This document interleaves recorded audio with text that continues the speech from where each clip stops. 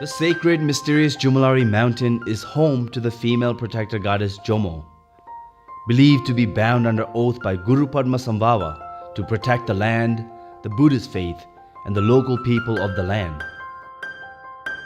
Her beauty is beyond compare, but during the rainy season, she is usually shrouded by mystic clouds, barely revealing herself. Yet, as she hides away within the magical fog, it is not without showing an intimate part of her, as she offers to us a bountiful of colorful, delicate, and ornate alpine flora.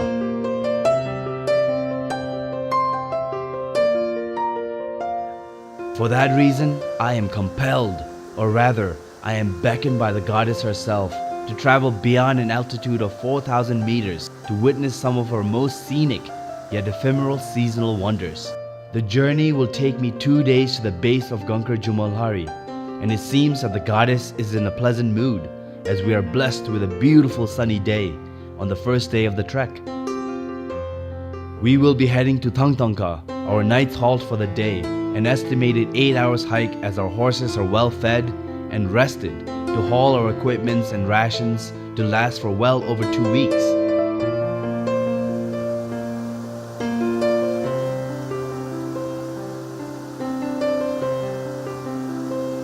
Through the picturesque Paro Valley, this trek gives you with great variety of Bhutanese landscapes and is without a doubt one of the most beautiful and unspoiled trekking areas in the entire Himalayas.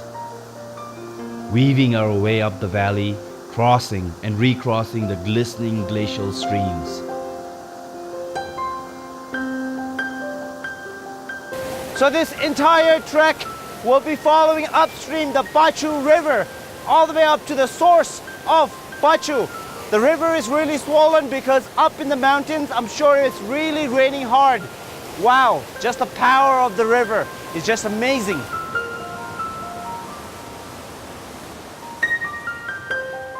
This particular plant here with almost like berries on top with this crimson red color is Panax pseudo ginseng, which basically means it's false ginseng. Very unique plant. I do believe they use this in traditional medicine, but a very beautiful plant.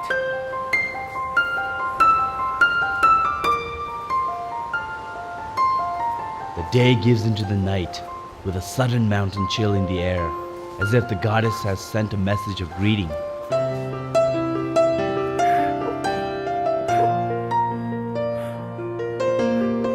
So after about 8 hours of hiking, I'm finally here in Thangtangka, our first day's base camp.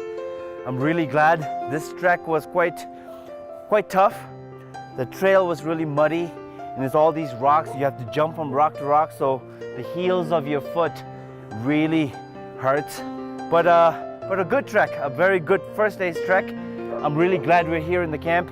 All I want to do is rest, have some dinner, and just relax.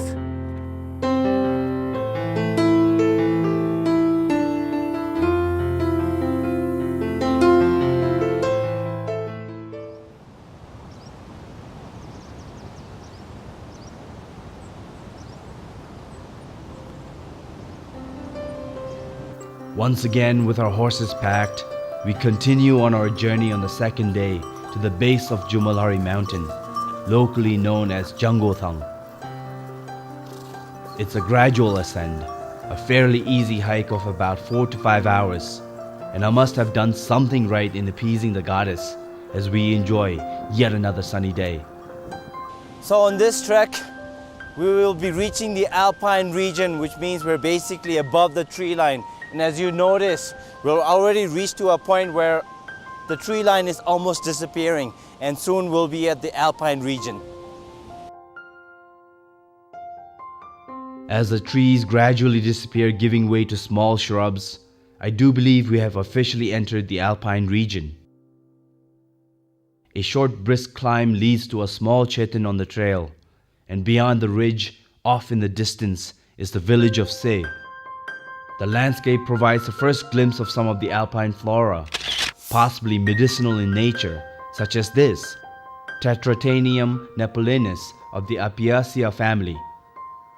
This brilliant pink flowering plant is called Thalictrum theludoni, locally known as tendu, as the roots of the plant is used to concoct a powerful poison to use during hunting. So along the trek you find so many medicinal plants, and I've been told this peculiar plant is really medicinal and this is edible apparently. So I'm gonna try it. And this particular fruit here is really good for cleaning out the blood. So I'm gonna try it. It's really fleshy. A lot of seed in there. Oh, that's really bitter. Oh.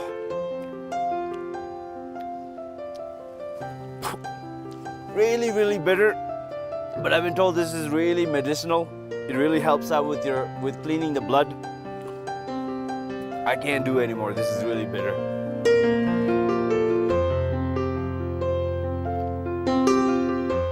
We passed through some of the scattered houses of the villages of Se, Takithang, and Dangochang at an altitude nearing 4,000 meters above sea level.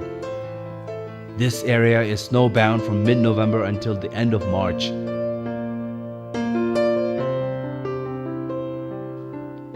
The villagers here raise horses, yaks, and few sheep, and we are now entering yak country.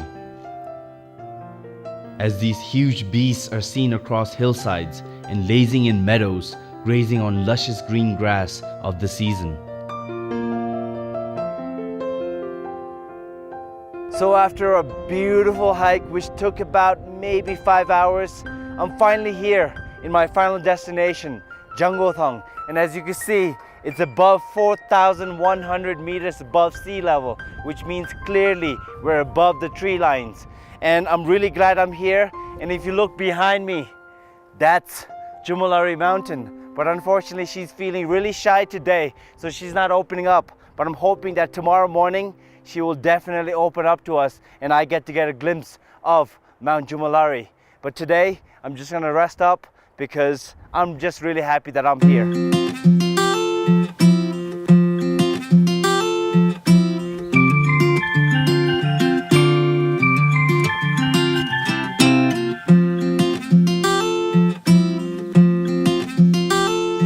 Gangkar Jomolhari whispers softly, tantalizing me with an undeniable hypnotic aura, inducing me to come closer.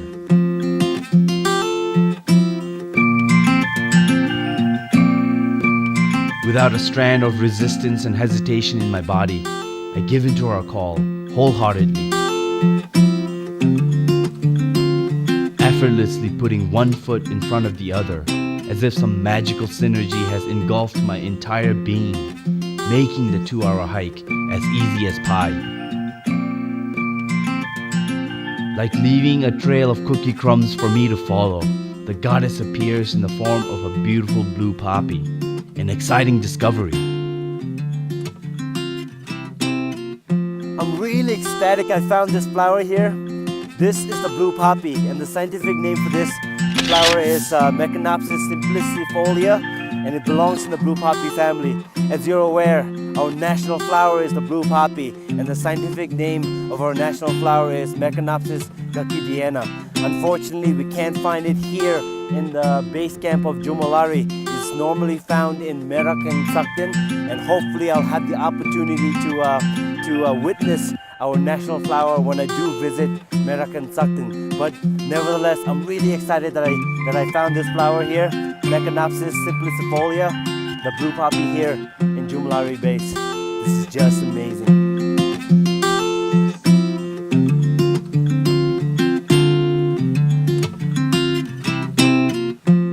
As I reach closer, Gangkar Jomolhari seems to open up just enough to get the blood pumping. Having had come all the way to Jangothang, I had to come visit the famous Gangkar Jomolhari.